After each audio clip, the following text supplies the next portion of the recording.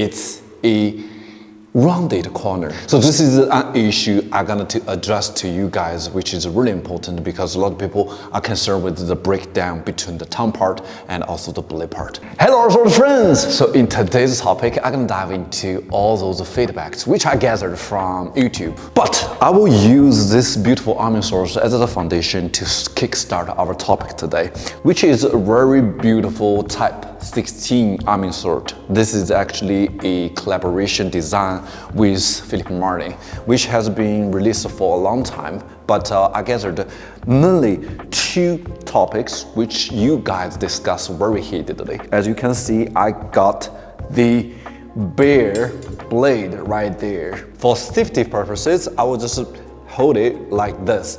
The most important thing which you guys are concerned is the 90-degree angles between the tongue part and also the blade.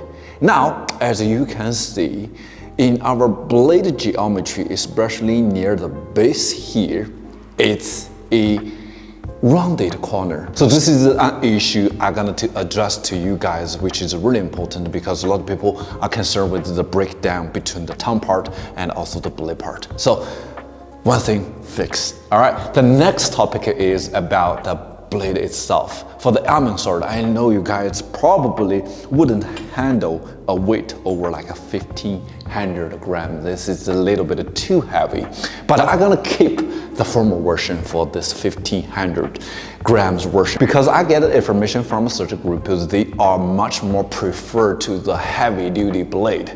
So today, which I bring to you guys this updated version, which is a lighter version with only 1200 grams. So compared to the former version, this is actually the former blade, which I'm gonna make a direct compare.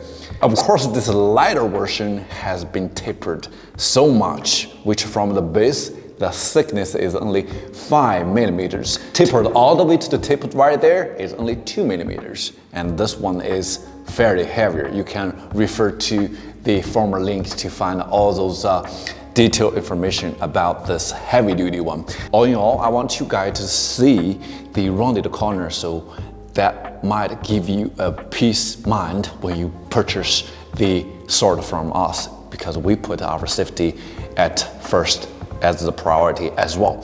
Now, with the lighter versions, which you guys anticipated for a long time, which I'm gonna test it. If we taper so much, will this beautiful arming sword have the same cutting capabilities in terms of the light material and also the heavy material? All right, so let's get onto it right away.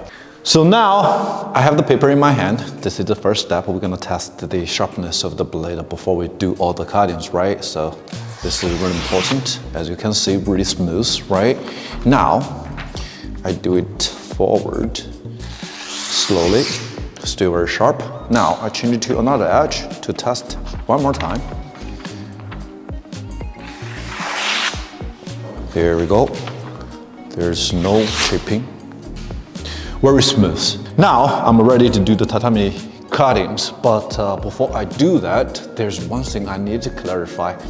Since the blade has decreased the weight, we tapered so much, the point of balance it changes as well. Back before it's around like 9 to 10 centimeters from the base right there, but now it's only 5 centimeters.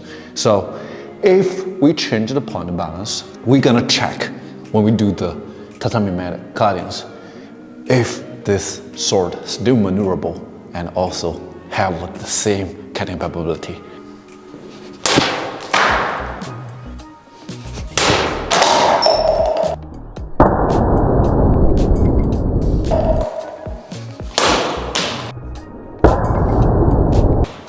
Conclusion, only from my own perspective, when I have this lighter version sword, I can feel it, the sharpness when it's in my hand.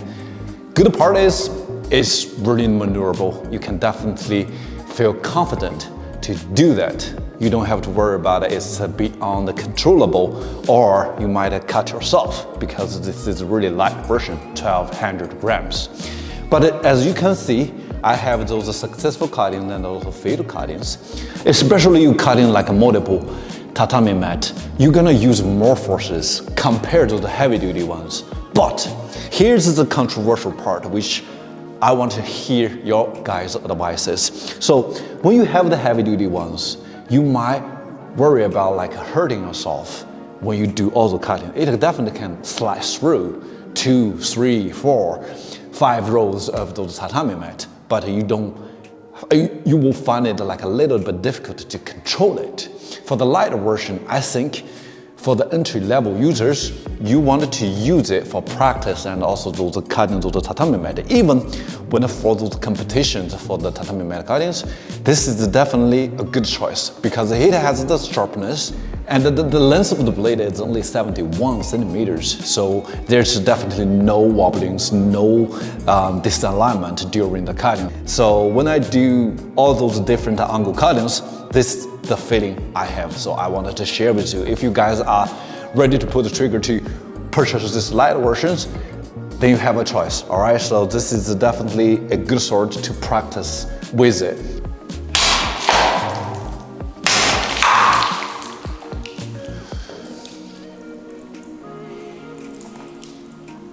So for a lighter blade, this is the beautiful part when you're cutting all those like light material, like those water bottles, it stays right there, very sharp, right?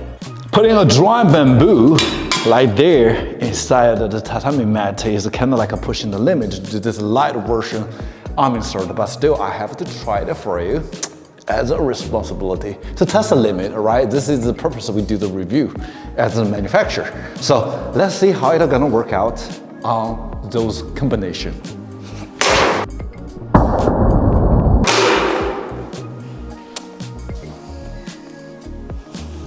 Just in case some people think there's no dry bamboo in it, now you see very clean cut.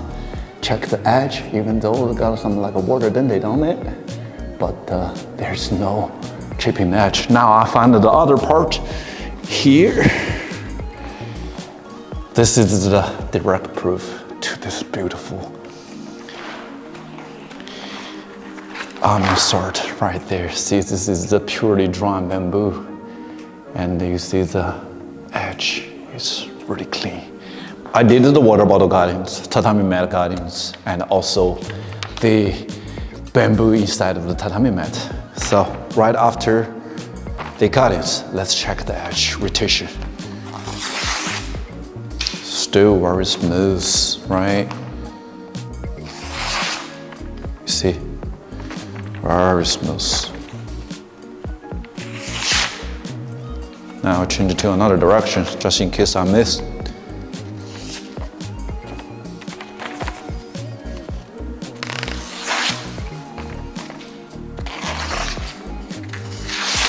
I think that's pretty much right for this lighter version, beautiful arming sword with the spring steel Type 16.